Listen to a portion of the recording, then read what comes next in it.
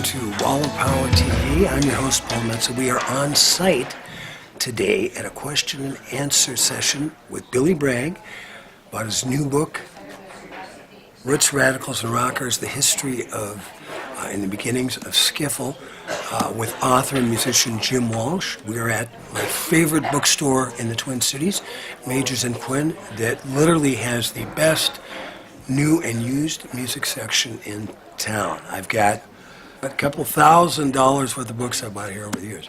Billy Bragg, Jim Walsh at Magers Quinn in Uptown, Minneapolis. You guys, I've been hanging out with Braggy for a couple of days now, and I can't help but say faith in humanity is at an all-time low, and skepticism about the human race and all the crap that is going on. And then there's Billy Bragg. So glad you're back. And I'm here you're to a shot of inspiration and love and rock. So well, thanks for being here. I'm here to spread the Skiffle gospel and how we are going to use Skiffle to escape from Trump and Brexit.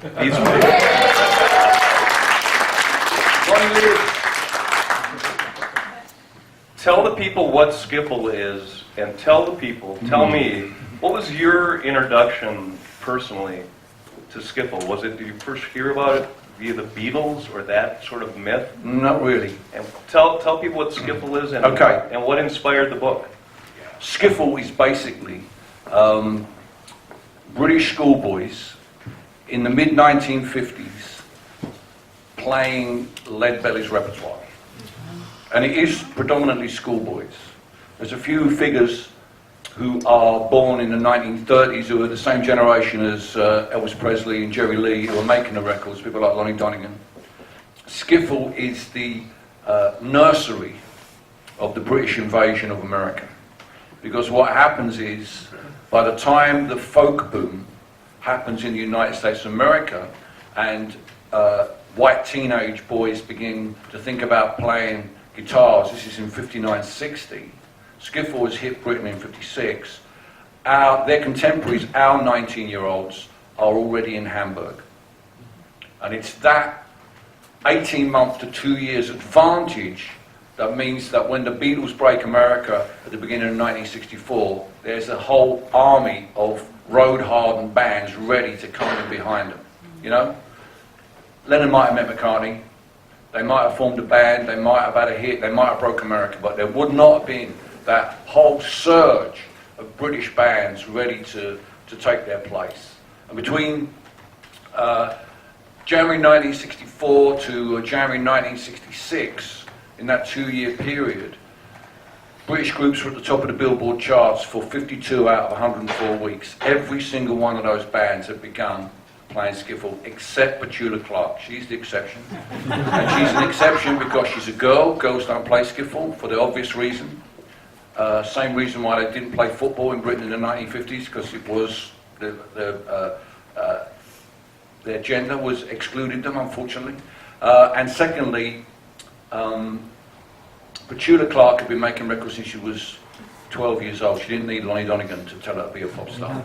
But the rest of those guys, they really, really did. And that's the significance of Skiffle.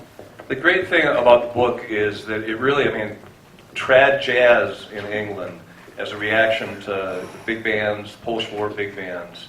It was very much, 3 chords and a cloud of dust and a washboard. It's back to very punk rock. Trad jazz in itself is a kind of hit back to basics movement. It begins in the United States in the 1940s as white students trying to track down the guys who originally played jazz in New Orleans in the first decades of the 20th century. And New Orleans jazz is different from other jazz in that there are no soloists in New Orleans jazz. It's more of a collective effort. People play together. New Orleans jazz fans look upon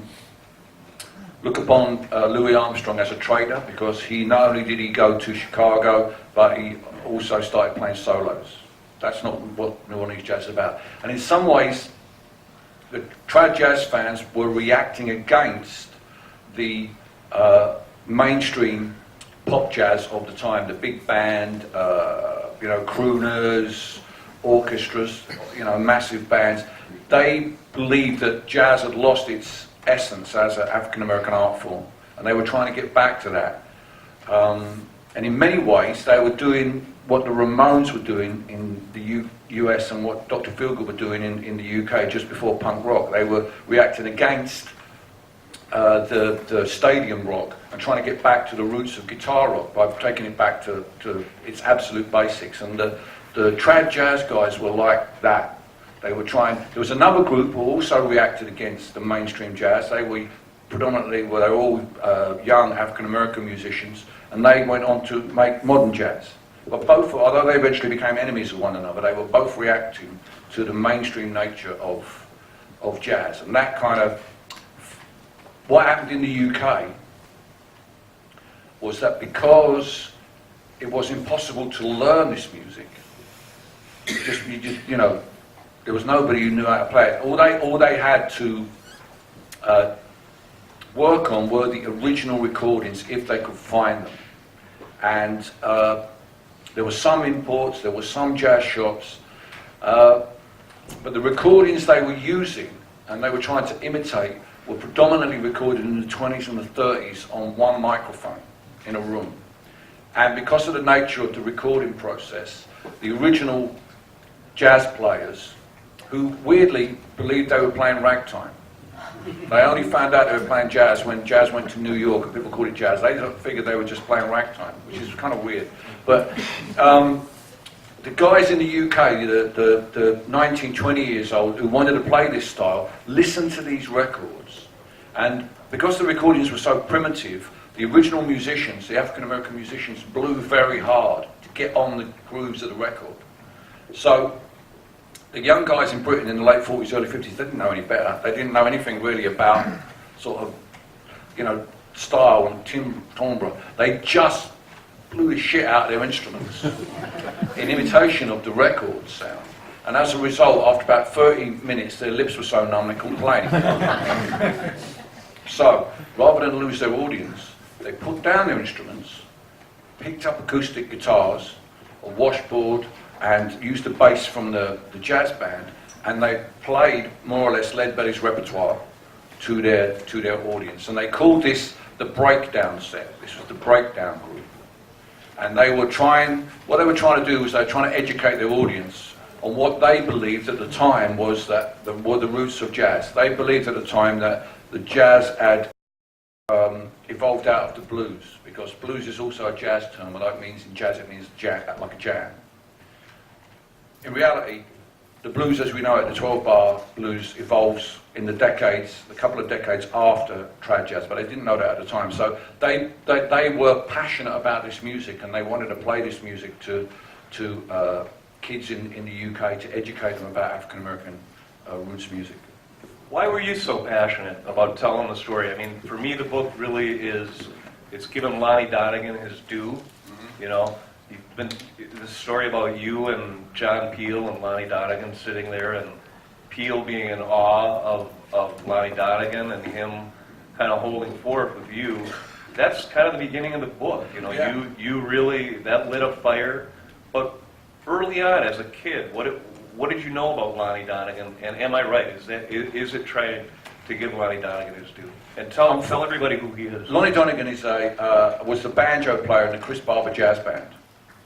And it was his job in the breakdown session to come from the back of the stage where the banjo player sat in the rhythm section with the bass player and the drummer, and to come to the front of the stage and to play these Leadbelly songs on the acoustic guitar.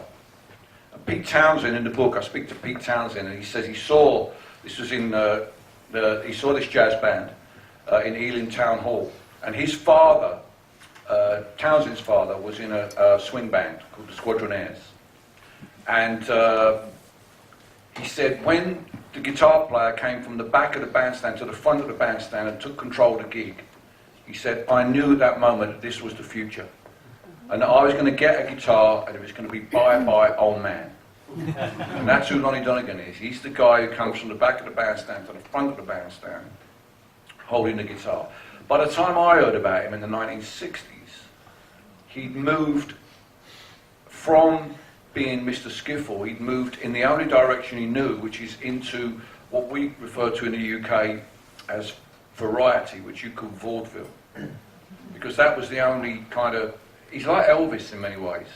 And then Elvis goes on to make clam bake and kind of pisses on the chips of his reputation as a rock and roller. Sorry, it's an English euphemism. I can translate, I suppose, pissed on his fries. Sorry, I forget what I was saying. Donegan, to carry on having a career as a mainstream entertainer, he begins recording novelty songs. Does Your Chewing Gum Lose Its Flavour on the Bedpost Overnight will be one. But the one he's most known for in the UK is a song called My Old Man's a Dustman, which sold 1 million records, was beloved of children and grannies, and was part of a kind of sort of naff milieu of pop that was completely swept away by the Beatles and the Skiffle kids when they finally came through. Because there's Donegan and a few guys making Skiffle records, and then there's these Skiffle kids that they inspire, and they just swipe them away. So you really don't know what you're missing here. I, for my sins, I was sort of involved in the cleansing fire of punk rock. And the similarities between Skiffle and punk rock are legion. I mean, Skiffle is self-empowering. No one comes along and tells you to form a Skiffle band, you just do it, They talk about Skiffle being DIY. These guys were making their instruments. They were making their own guitars. They were making their own two-chest bass, And the influence of this music, which is also anti-commercial, it was against what was in the charts. But the story of that first generation of British teenagers is an untold story. We never had a generation like that before or since. And they're exemplified by John Lennon, born in 1940. He's in the first rank of that generation. Until he was 14 years old, John Lennon couldn't go in a sweet shop and buy what he wanted, because sweets, along with food, along with clothing, along with petrol, were rationed from 1940 until 1954. Think about that. 1954, rationing ended, food rationing. They brought sugar off the ration in 1948, had to put it back on a month later because the whole country went mad making cakes and sweets. So imagine a generation that's grown up like that. So they're 14, they leave school at 15, and they go straight into work because there's lots of work about. They've got money. And what do? The young women buy records, clothes, cosmetics. The young men buy beer, fags and guitars. Because what Donegan does is he gives these kids... In my culture, there was no guitar, nobody played guitars. If you heard a guitar on the BBC, it was either being played by a singing cowboy, an African-American blues guy, because Big Bill Brunsey used to tour, or more likely a calypsonian, because the post-war immigration into my country from the Caribbean was exemplified by calypso. Although it came from one island, Trinidad, it came to symbolise the whole of Caribbean culture. So you would hear that, but no British singers were playing guitars. No folk singers in their own communities were not. They were either singing a cappella or they were singing with a fiddler or maybe a squeeze box. No, there were no guitars. So if you're 12, 13 or 14 years old and you pick up a guitar, you are rejecting everything that has gone before in British popular culture. You are saying to your dad, who won't keep going on about how bad it was during the war, I'm different, I'm somewhere else. And you're not picking up a guitar to be like, whoever's the top of the American pop charts. You're picking up a guitar to be like an African-American, a poor African-American person. One of the guys in the book, Ron Gould, who's now in his 80s, who was a Skiffle kid, he said to me that the average Skiffler felt they had more in common with an African-American sharecropper than they did with their own father. It's an amazing thing to think of, this generation of kids deciding that that is the culture that they are going to identify with. Leadbelly. I mean, Leadbelly is central to the whole thing. He's central to everything anyway, never mind. He is a giant of a man physically, but in American folk music, I would say everything, all roads kind of lead to Leadbelly. And I say that as an acolyte of Woody Guthrie. Woody Guthrie looked to Leadbelly in the way that Dylan looked to Woody. When Leadbelly lived in New York City on 14th Street, Woody used to go around there, sit in the corner, and just listen. Leadbelly is a giant as a songwriter, as an activist, as a collector. They collected Rock Island Line, which is the song that Donegan has a hit with. They collected that. John A. Lomax, Alan Lomax's father, and Leadbelly was roadieing for him. They heard that song in a prison in Cummings Prison Farm in Arkansas in 1934. John Lomax needed a recorder that's about that big, that Leadbelly carried for him, this big. He needed something like that to record it. Leadbelly needed to hear it once. And within a week, he put some new lyrics on it, made it his own song. The man is just a giant. He's a giant in American culture. Researching the book, you talk to people like Van Morrison. You sat with Van Morrison for an hour and a half. Do tell. Well, Van's one of those guys who's always been willing to give Lonnie Donegan his credit, because for a lot of the British rock acts of the 1960s, skiffle is something they kind of pretend never happened. It's like juvenilia for them, because of the age of them. There's a clip of Jimmy Page on YouTube playing skiffle on a kids program on the BBC. He's 14 years old. When Donegan played in '56 in Liverpool, he played there at the Empire on the variety circuit, because it's the only circuit on the vaudeville circuit. He played 6 nights, 2 shows a night. George Harrison went every night. He was 13. McCartney went one night. He was 14. We don't know if Lennon went. Lennon was 16, but he formed his skiffle band, the Quarrymen, a week later. So they were very young. Van Morrison was 12 when he heard Rock Island Line. And beforehand, he thought about playing music, but he'd only thought about playing the music that was in his community, which is Irish traditional music. He couldn't conceive of being a kid in Northern Ireland, playing the music that he heard on his father's collection of blues and jazz records, which included Leadbelly's Rock Island Line. And then he heard Donegan. And Donegan, both via the record to Van, but also when he came to Liverpool in '56, delivered the most revolutionary message that was ever received by British youth. And that is, 1, you do not have to be a trained musician to play music, and 2, you do not have to be an American to sing American songs. And this is what's revolutionary about Donegan, why he's such an important figure. Van said to me, all my mates wanted to be Elvis Presley. You can't be Elvis Presley if you're British, but you can be Lonnie Donegan. And you need to be able to see someone that you identify with doing it in order to imagine yourself. For me, it was the Clash. Before that, me and my mates, we've been watching the Rolling Stones. There's no idea how we get from here to there with the Rolling Stones. With the Clash and the Jam, there they were, standing on the same floor as us, in eye line with us. You need someone like that.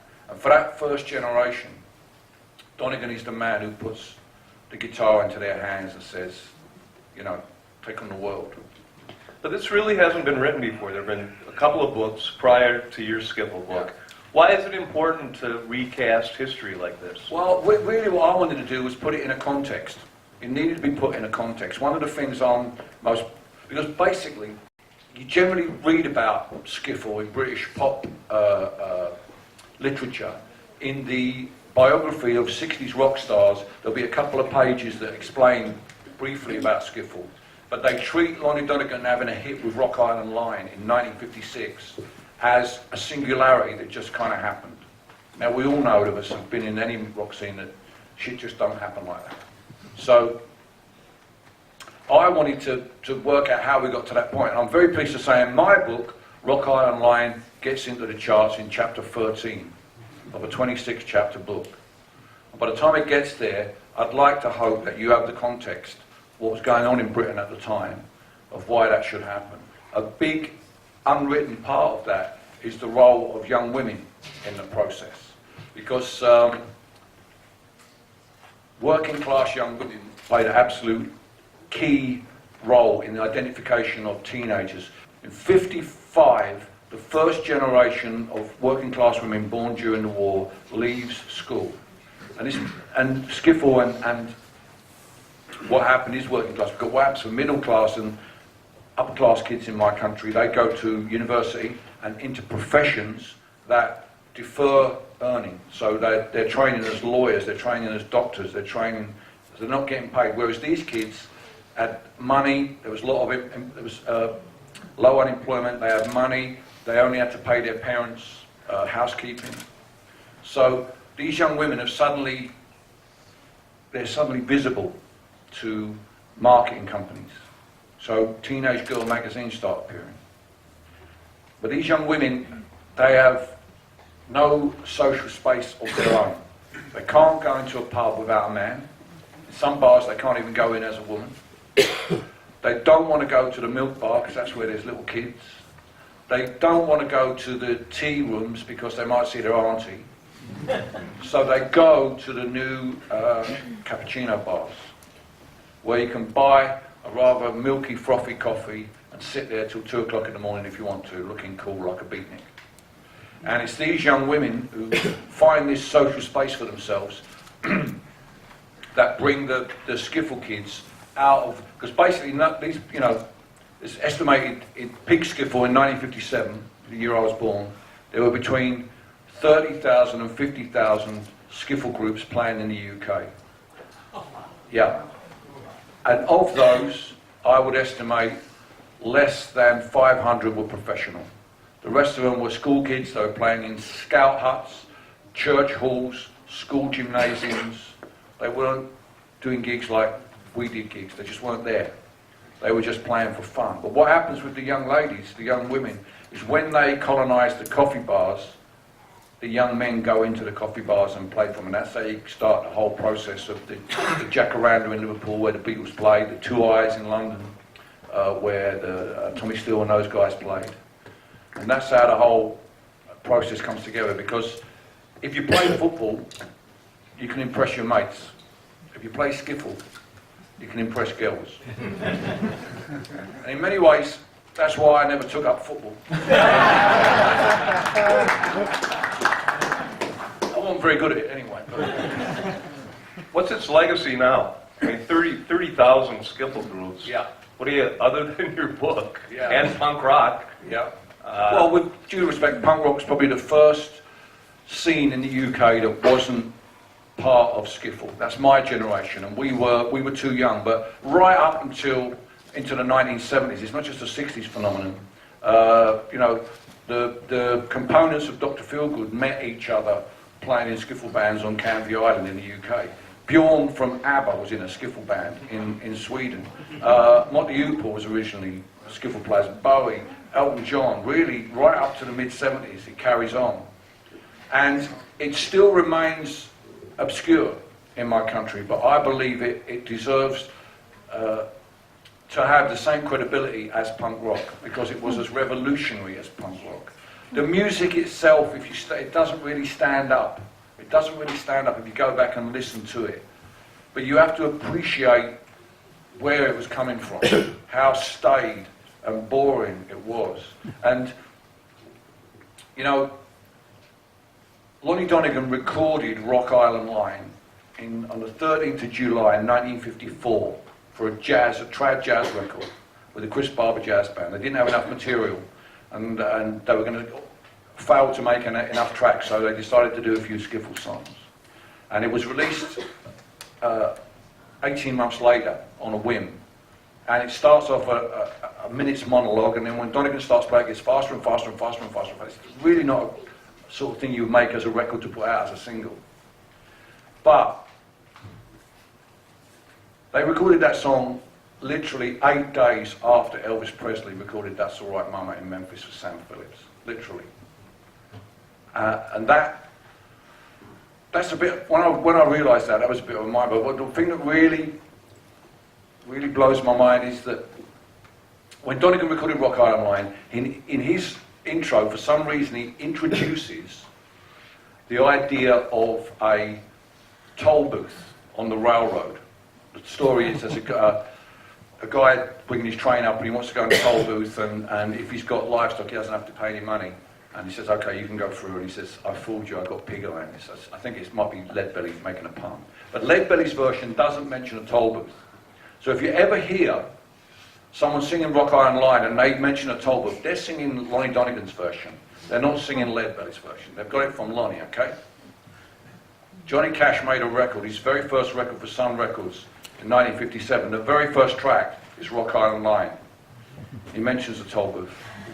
Now, to imagine that Johnny Cash would be influenced by Skiffle, it's a kind of a reflection of the ability of culture to cross all lines, you know.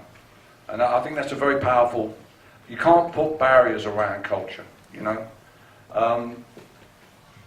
One of the songs that Donegan has a hit with in 57 is a song called Stew Ball. Now Stew Ball is a song about a racehorse that tells its owner what it's going to do in the race. And Donegan probably learned it off a Leadbelly record, although Woody recorded it as well, but I guess he learned it off a Leadbelly record. Now Leadbelly may have learned it off the Lomaxes, because the Lomaxes, when they were collecting fieldwork songs, Stew Ball was the most common song they found across the South. But Leadbelly had also been a field worker as a child. He may have learned it orally. 100 years before that, it was the most popular song on the northeast coast of the United States of America. 100 years before that, it was being sold as a handbill song on the streets of Georgian London. And the actual event that it takes its roots from actually happened at the Curragh of Kildare in Ireland. It was a horse race in Ireland. So the question is, culturally, who does this song belong to? Sure as hell ain't Leadbelly. I'll tell you that for nothing. At least Donegan's mother was Irish. He's got half a shout on him. But that whole idea of music having no boundaries is an absolutely crucial aspect of music's function in our society.